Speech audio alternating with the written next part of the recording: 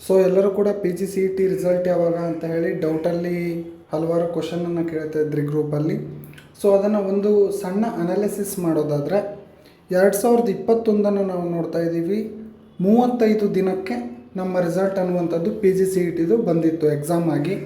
ಅದೇ ರೀತಿಯಲ್ಲಿ 2022ರಲ್ಲಿ 40 ದಿನಕ್ಕೆ ಬಂದಿತ್ತು, 23ರಲ್ಲಿ 59 ದಿನಕ್ಕೆ, 24ರಲ್ಲಿ 56 ದಿನಕ್ಕೆ ಬಂದಿತ್ತು. ಅದೇ ರೀತಿಯಲ್ಲಿ 2025 ಅಂದರೆ ಪ್ರೀವಿಯಸ್ ಇಯರು 46 ದಿನಕ್ಕೆ ಬಂದಿತ್ತು.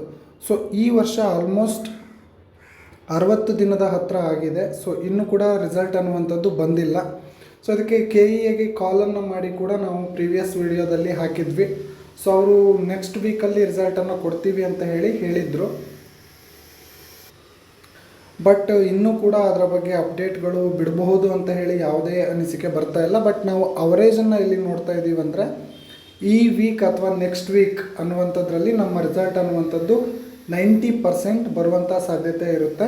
ಸೊ ಇನ್ ಕೇಸ್ ಏನಾದರೂ ಈ ವೀಕ್ ಬರಲಿಲ್ಲ ಅಂದರೂ ಕೂಡ ಆಗಸ್ಟ್ 15 ನಮ್ಮ ಪ್ರೊಬೆಬಲ್ ರಿಸಲ್ಟ್ ಏನಿದೆ ಅದು ಆಗಸ್ಟ್ 15 ಮುಗಿದು 16 ಅನ್ನುವಂಥದ್ದು ಸಂಡೇ ಇರುತ್ತೆ. ಸೊ 17 ಅಥವಾ 18ಗೆ ರಿಸಲ್ಟ್ ಅನ್ನುವಂಥದ್ದು ಹೊರಗಡೆ ಬರಬಹುದು ಅನ್ನುವಂಥದ್ದು ನಮ್ಮ ಅನಿಸಿಕೆ ಇದೆ. ಅದಾದ ಮೇಲೆ ನಿಮ್ಮ ಮಾಕ್ ಅಲಾಟ್ಮೆಂಟ್ ಇದೆ, ಅದಾದ ನಂತರ ನಿಮ್ಮ ಆಪ್ಷನ್ ಎಂಟ್ರಿ ಅನ್ನುವಂಥದ್ದಿದೆ. ಸೊ ಅದೆಲ್ಲದೂ ಕೂಡ ನಡೀತಾ ಹೋಗ್ಬೋದು.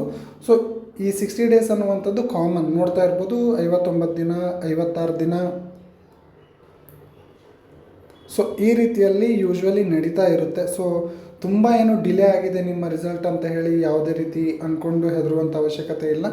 ಸೊ ಯೂಶ್ವಲಿ ಈ ವೀಕ್ ಏನಿದೆ ಅಥವಾ ನೆಕ್ಸ್ಟ್ ವೀಕ್ ಏನಿದೆ ಈ 2 ವೀಕ್ ಒಳಗಡೆ ನಿಮ್ಮ ರಿಸಲ್ಟ್ ಅನ್ನುವಂಥದ್ದನ್ನು ನೀವು ಎಕ್ಸ್ಪೆಕ್ಟ್ ಮಾಡ್ಬೋದು. ಸೊ ಇನ್ನೆರಡು ವೀಕ್ ಒಳಗಡೆ ನಿಮ್ಮ ರಿಸಲ್ಟ್ ಅನ್ನುವಂಥದ್ದು ಬರುತ್ತೆ. ಹೆಚ್ಚಿನ ಮಾಹಿತಿಗೆ ನಮ್ಮ ಚಾನಲ್ನ ಸಬ್ಸ್ಕ್ರೈಬ್ ಆಗಿರೋದನ್ನು ಮರಿಬೇಡಿ.